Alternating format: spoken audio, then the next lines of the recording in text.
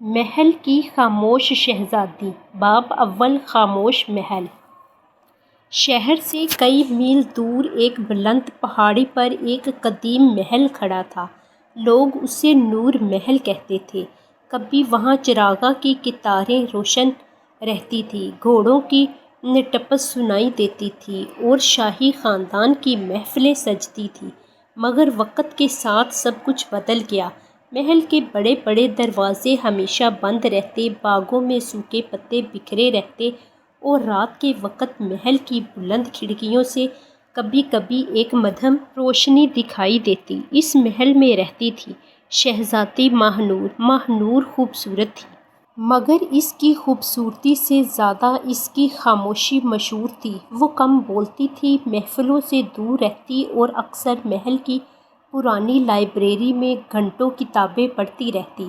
محل کے بزرگ کہا کرتے تھے، ماہ نور کے ہونٹوں پر خاموشی نہیں، ایک راز ہے۔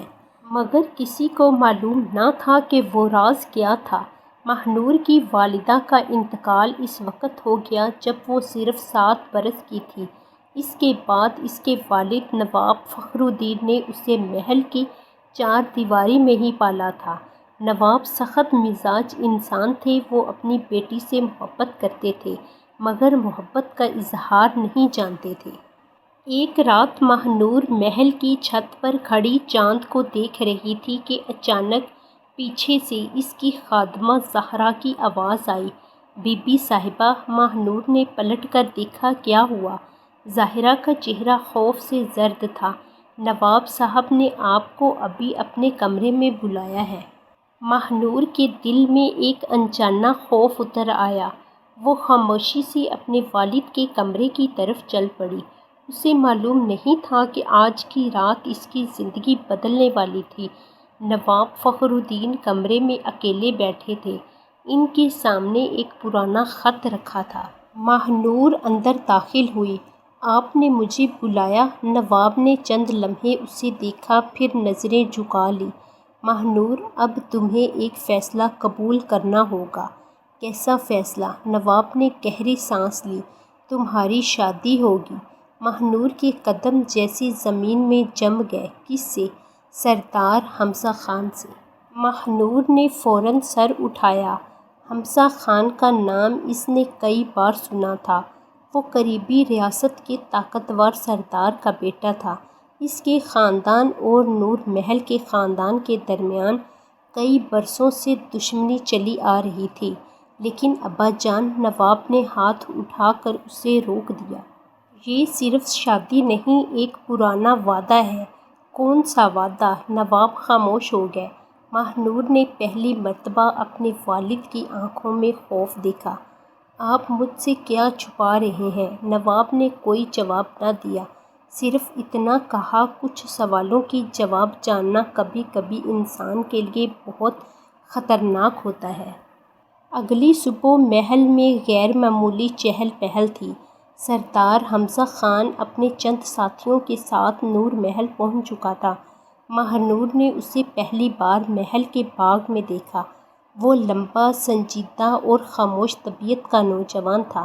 اس کے چہرے پر سختی تھی مگر آنکھوں میں عجیب سی اداسی۔ حمزہ نے ماہ نور کو دیکھا تو چند لمحے خاموش رہا، پھر بولا، آپ ماہ نور ہیں؟ جی، میں حمزہ ہوں۔ میں جانتی ہوں۔ دونوں کے درمیان خاموشی چھا گئی۔ آخر حمزہ نے کہا، شاید ہماری قسمت نے ہم دونوں کے لیے فیصلہ پہلے ہی کر دیا ہے۔ ماہ نور نے آہستہ سے جواب دیا، قسمت کے فیصلے ہمیشہ صحیح نہیں ہوتے۔ حمزہ کے چہرے پر پہلی بار ہلکی سی مسکراہٹ آئی۔ شاید، مگر کبھی کبھی غلط رستہ بھی انسان کو صحیح منزل تک پہنچا دیتا ہے۔ ماہ نور نے اس کی طرف دیکھا۔ اس سے پہلی بار محسوس ہوا کہ جس شخص کو وہ دشمن سمجھ رہی تھی، شاید وہ اتنا برا نہیں تھا۔ اسی رات ماہ نور لائبریری میں گئی۔ وہاں اسے ایک بہت پرانی کتاب ملی۔ کتاب کے اندر ایک زنگ آلودہ چابی چھپی ہوئی تھی، چابی کہ جس رات محل کی گھنٹی 12 بجے تہہ خانے کا دروازہ کھولا۔ ماہ نور کے ہاتھ کانپنے لگے۔ نور محل میں تہہ خانہ تھا، مگر وہاں کسی کو جانے کی اجازت نہیں تھی۔ اس نے چابی اپنے پاس رکھ لی۔ اگلے دن وہ حمزہ سے ملی۔ اس نے چابی اس کے سامنے رکھ دی۔ حمزہ نے چابی دیکھتے ہی چونک کر کہا، یہ تمہیں کہاں سے ملی؟ لائبریری سے۔ حمزہ کچھ دیر خاموش رہا، پھر بولا، میرے والد نے بھی اس محل کے بارے میں ایک عجیب بات بتائی تھی۔ کیا؟ انہوں نے کہا تھا کہ ہمارے خاندان اور تمہارے خاندان کی دشمنی کی اصل وجہ آج تک کسی کو معلوم نہیں۔ ماہ نور نے آہستہ سے کہا، شاید تہہ خانے میں اس کا جواب موجود ہے۔ حمزہ نے اسے دیکھا، تو پھر ہمیں وہاں جانا ہوگا۔ رات کے 12 بجے محل کی پرانی گھڑی نے 12 مرتبہ گھنٹی بجائی۔ ماہ نور اور حمزہ چپکے سے تہہ خانے کی طرف بڑھے۔ زنگ لگی چابی نے دروازہ کھول دیا۔ دروازہ کھلتے ہی ٹھنڈی ہوا کا جھونکا آیا۔ اندر ایک پرانا کمرہ تھا۔ دیواروں پر پرانی تصویریں لگی تھیں۔ اچانک ماہ نور ایک تصویر کے سامنے رک گئی۔ تصویر میں اس کی والدہ کھڑی تھی۔ اس کے ساتھ ایک نوجوان بھی تھا۔ حمزہ نے تصویر دیکھی تو اس کے چہرے کا رنگ بدل گیا۔ یہ میرے والد ہیں۔ ماہ نور حیران رہ گئی، لیکن یہ کیسے ممکن ہے؟ اسی لمحے انہیں ایک پرانی ڈائری ملی۔ ڈائری میں لکھا تھا، ہماری دشمنی جھوٹ پر قائم ہے۔ دونوں خاندانوں کے بزرگوں نے ایک معصوم انسان کو بچانے کے لیے ایک جھوٹی کہانی بنائی تھی۔ اصل غدار وہ ہے جو آج بھی محل کے اندر موجود ہے۔ ماہ نور اور حمزہ نے ایک دوسرے کی طرف دیکھا۔ محل کے اندر؟ حمزہ نے آہستہ سے کہا، تو غدار ابھی زندہ ہے۔ اگلے چند دنوں میں دونوں نے خاموشی سے تحقیقات شروع کر دیں۔ آخر انہیں معلوم ہوا کہ نور محل کا پرانا منظم کمال شاہ کئی سالوں سے دونوں خاندانوں کے درمیان نفرت کو زندہ رکھے ہوئے تھا۔ وہ خاندان کی دولت پر قبضہ کرنا چاہتا تھا۔ ماہ نور کے والد کو اس حقیقت کا علم ہو چکا تھا، اس لیے وہ اپنی بیٹی کو حمزہ کے خاندان سے شادی کروانا چاہتے تھے۔ یہ شادی دراصل دونوں خاندانوں کو دوبارہ متحد کرنے کا منصوبہ تھی، لیکن کمال شاہ کو اس کا علم ہو گیا۔ ایک رات اس نے نواب فخر الدین پر حملہ کر دیا۔ ماہ نور چیخ اٹھی، ابا جان! حمزہ فوراً آگے بڑھا۔ کمال شاہ نے بھاگنے کی کوشش کی، مگر محل کے محافظوں نے اسے پکڑ لیا۔ نواب شدید زخمی تھے۔ انہوں نے ماہ نور کا ہاتھ پکڑا۔ بیٹی! جی ابا جان! میں نے تمہیں ہمیشہ خاموش رکھا کیونکہ میں چاہتا تھا کہ تم اس دشمنی سے محفوظ رہو۔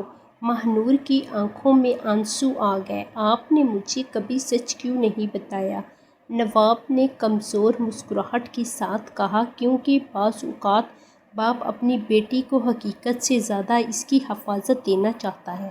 کمال شاہ کی گرفتاری کے بعد دونوں خاندانوں کے درمیان برسوں پرانی دشمنی ختم ہو گئی، مگر ماہ نور اور حمزہ کے درمیان ایک اور خاموشی باقی تھی۔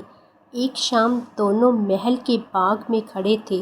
حمزہ نے کہا، ماہ نور جی، اگر تمہیں اس شادی سے انکار ہو تو میں تم پر کوئی دباؤ نہیں ڈالوں گا۔ ماہ نور نے پہلی بار کھل کر مسکرایا۔ اور اگر میں انکار نہ کروں؟ حمزہ نے اسے دیکھا، تو میں اپنی باقی زندگی تمہیں خوش رکھنے کی کوشش کروں گا۔ ماہ نور نے نظریں جھکا لیں۔ کوشش نہیں۔ حمزہ خاموش رہا۔ ماہ نور نے آہستہ سے کہا، وعدہ کریں۔ حمزہ مسکرایا، وعدہ۔ چند ماہ بعد نور محل ایک بار پھر چراغوں سے روشن تھا۔ جہاں کبھی خوف اور خاموشی کا راج تھا، وہاں آج خوشیوں کی آوازیں تھیں۔ ماہ نور دلہن بنی محل کی پرانی کھڑکی کے پاس کھڑی تھی۔ ظاہرہ نے مسکرا کر کہا، بی بی صاحبہ، آج آپ بہت خوش ہیں۔ ماہ نور نے چاند کی طرف دیکھا، ہاں ظاہرہ، کیونکہ آج پہلی بار مجھے لگ رہا ہے کہ یہ محل میرا قید خانہ نہیں، میرا گھر ہے۔ دور حمزہ کھڑا اسے دیکھ رہا تھا۔ وہ آگے بڑھا، چلیں؟ ماہ نور نے پوچھا، کہاں؟ حمزہ نے مسکرا کر جواب دیا، اپنی نئی زندگی کی طرف۔ ماہ نور نے اس کا ہاتھ تھام لیا۔ محل کی گھنٹیاں بجنے لگیں، وہی گھنٹیاں جو کبھی خوف کی علامت تھیں، آج محبت کی خوشخبری سنا رہی تھیں۔ اور یوں محل کی خاموش شہزادی کی خاموشی ختم ہوئی۔ اس کی زندگی میں پہلی بار محبت نے آواز پیدا کی تھی۔ نور محل ایک بار پھر آباد ہو چکا تھا۔